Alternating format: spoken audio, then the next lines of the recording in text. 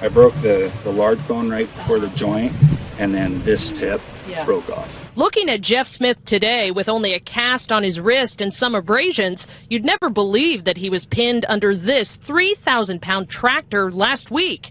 Jeff was trying to pull a stump out of the ground when his foot slipped on the clutch and the whole thing flipped over. And as I crawled off and it flipped over, the steering wheel and this steering column is actually what had me pinned on my chest. Jeff yelled for help, and his 16 and 14-year-old daughters came running. At first, they started digging. And I just cannot dig fast enough, and I'm freaking out, so I just cannot dig fast enough. Then they called 911. It's fastened his wheel on his back wheels, and it's on top of the car.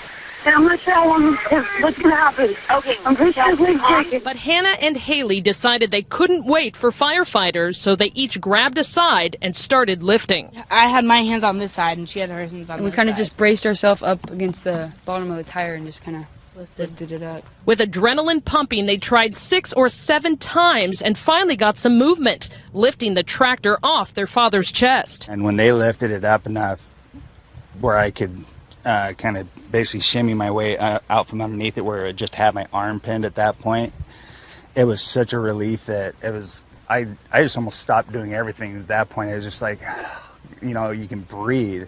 A neighbor rushed over with his tractor and finished the job, freeing Jeff's arm. Jeff thinks he may not be alive if not for his daughter's heroic actions. And even now, none of them can believe it. I see, like, I don't even know how I lifted it. Like, it was just so heavy, and I could feel it. Like, I could feel just all the weight. And we just did it. We both did. You hear about stories like this, but you never actually think you'd witness something like that.